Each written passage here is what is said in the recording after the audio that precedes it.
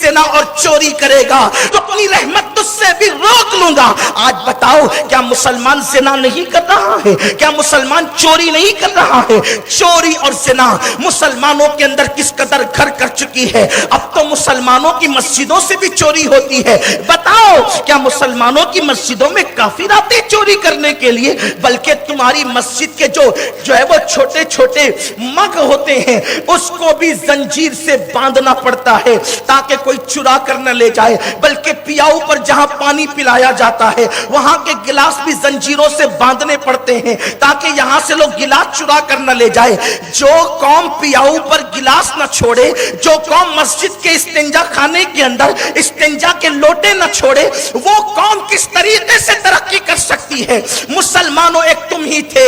اللہ اکبر، چوری تو دور کی بات ہے، اگر کسی کی گری ہوئی چیز قیمتی دیکھ لیتے تھے تو اس کو اٹھاتے نہیں تھے اس تصور کے ساتھ اگر میں اس کو گری پڑی چیز کو اٹھا لوں گا اور اس تک پہنچاؤں گا نہیں، اس بندے تک پہنچاؤں گا نہیں تو قیامت کے دن اللہ کی بارگاہ میں منہ کیا دکھاؤں گا؟ ویسے بھی اسلام کا یہ قانون ہے کہ گری پڑی چیز کو اٹھایا نہ جائے بلکہ اس کو وہیں پر پڑے رہنے دیا جائے۔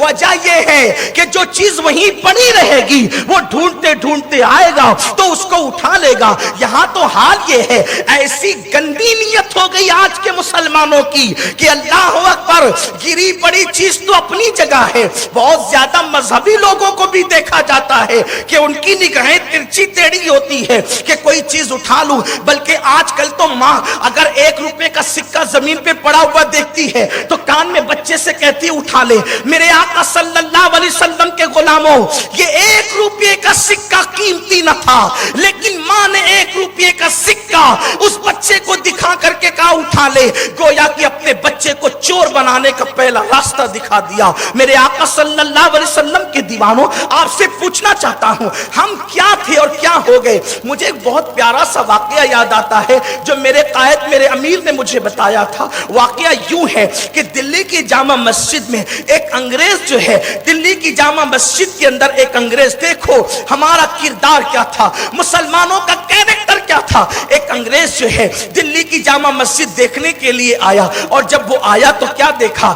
ایک کٹے ہوئے پیر والا انسان، ایک کٹے ہوئے پیر والا انسان جو ہے وہاں دلی کی جامع مسجد کے دروازے پہ بھیک مانگ رہا ہے۔ اللہ اکبر، اس انگریز نے جو ہے اس کٹے ہوئے انسان کو بھیک دینے کے لیے اپنی جیب سے اپنا بٹوا نکالا اور بٹوا نکال کر اس کو بھیک دی اور پیچھے کی جیب میں اس نے جیسے ہی بٹوا ڈالا تو اس کی توجہ نہ گئی اور اس نے وہ بٹوا پیچھے ڈالنے کی بجائے اس کے ہاتھ سے چھوٹ گیا۔ اس کو ایسا لگا کہ بٹوا جو ہے وہ جیب میں چلا گیا لیکن بٹوا زمین پر گرا اور وہ آگے نکل کر کے چلا گیا۔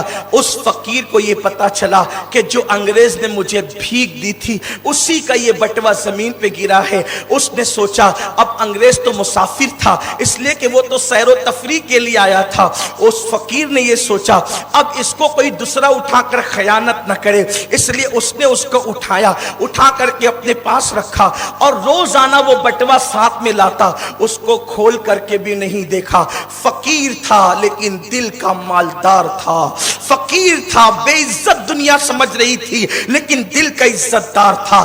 ہاتھوں کی کنگالی کوئی کنگالی نہیں ہوتی، دلوں کی کنگالیاں ہوتی ہے۔ ارے کیا سفید کپڑے پہن کر پلسر پر نکلتے ہو چوری کرنے کے لیے؟ یہ نامردی ہے، نامردی۔ جینس اور ٹی شرٹ پہن کر بن ٹھن کر کے کافروں کے میلوں میں جا کر کے چوریاں کرتے ہو، اسلام کو بدنام کرتے ہو۔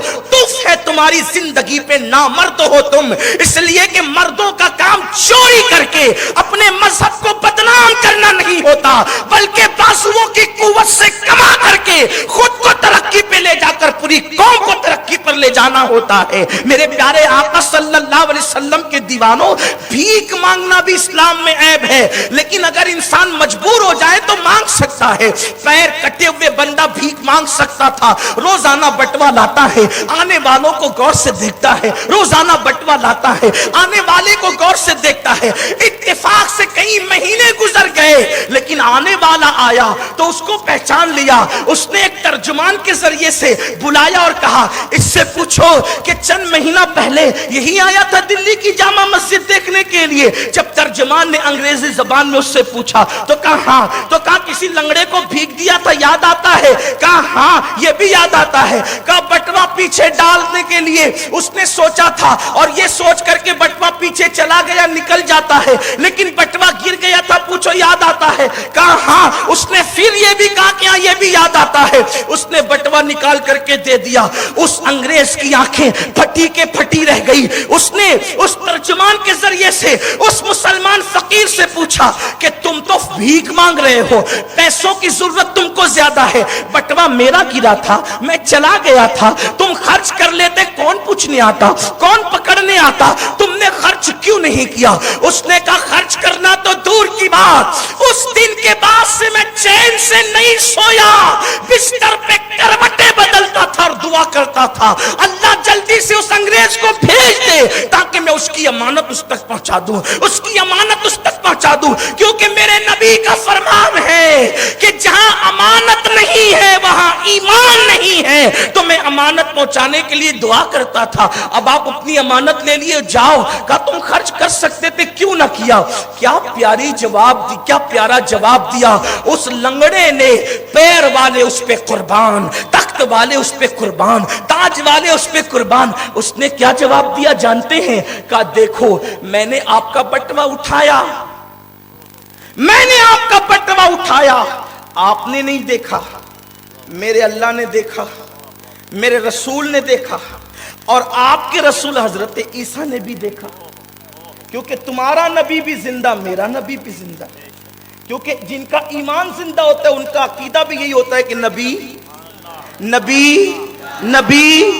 کیونکہ کلمہ کہتا ہے لا الہ الا اللہ محمد اللہ کے سوا کوئی معبود نہیں اور محمد اللہ کے رسول ہیں, اللہ کے رسول ہیں. دادا مر گئے تو کیا کہتے ہیں؟ دادا ہیں, کیا تھے, مر گئے تو تھے, زندہ ہیں تو ہیں. اور پھر چلے دادا زندہ ہیں لیکن مالیگاؤں میں نہیں, گھر یا جلسے میں نہیں, گھر پہ بیٹھے تھے, کیا بولے دادا گھر پہ ہیں, دادا یہاں ہے. کلمہ کہہ رہا ہے جھگڑا مت کرو, مناظرے مت کرو. ابو بکر کا کلمہ یہی تھا, عمر کا کلمہ یہی تھا, عثمان کا کلمہ یہی تھا, علی کا کلمہ یہی تھا, سعد کا کلمہ یہی تھا, سعید کا کلمہ یہی تھا, طلحہ کا کلمہ یہی تھا, زبیر کا کلمہ یہی تھا, ابو عبیدہ کا کلمہ یہی تھا, سعد ابن ابی وقاص کا کلمہ یہی تھا, سعید بن زید کا کلمہ یہی تھا, ابو ہریرہ کا کلمہ یہی تھا, بلال کا کلمہ یہی تھا, اما عائشہ کا کلمہ یہی تھا, سیدہ فاطمہ کا کلمہ یہی تھا, امام حسین کا کلمہ یہی تھا. ہمارا بھی کلمہ یہی ہے, اس وقت بھی نبی ہیں, آج بھی نبی. اس فقیر نے کہا انگریز اللہ نے دیکھا تیرے نبی نے, اور وہ میرا بھی نبی ہے, عیسیٰ نے دیکھا اور میرے نبی محمد الرسول اللہ نے بھی دیکھا. اب میں نے سوچا بٹوا اٹھایا, عیسیٰ نے دیکھا, محمد الرسول اللہ نے دیکھا اور اللہ نے, ان کے رب نے جو عالم الغیب والشہادہ ہے اس نے بھی دیکھا. اب مجھ پر نظر کس کی؟ میرے اللہ کی. پھر کس کی؟ عیسیٰ کی, اللہ کی عطا سے عیسیٰ کی, اللہ کی عطا سے میرے نبی محمد الرسول اللہ کی.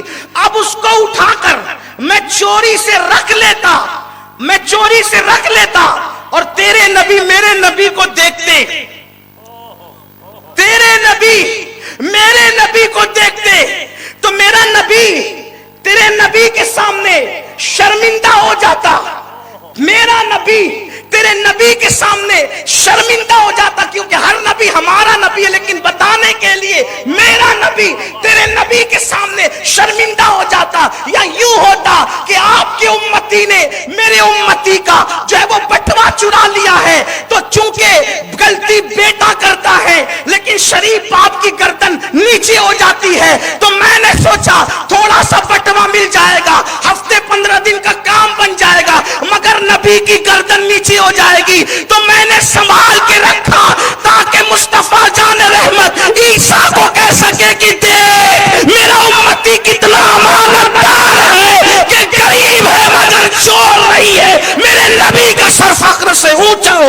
سبحان اللہ. نعرہ تکبیر، نعرہ رسالت، نعرہ حیدری، مذہب اسلام، علماء اہل سنت. مسلمانوں کیا ہو گیا؟ نبی کے نام پہ جان قربان کرنے کی بات کرنے والوں کیا ہو گیا؟ اس کی فکر نہیں ہے کہ یہ جو تم غلط کام کر رہے ہو. اس فقیر کو یہ احساس ہے کہ جناب عیسیٰ کے سامنے نگاہیں نیچی نہ ہو جائے. یہ نہیں سوچتے کہ ہمارے نبی شان والے نبی، ہماری غلطیوں کی وجہ سے کہیں ہمارے نبی کو خدا کی بارگاہ میں خدا کی بارگاہ میں اللہ اکبر. سوچو تو صحیح، میں کچھ نہیں کہنا، آگے ہمت نہیں ہے میری.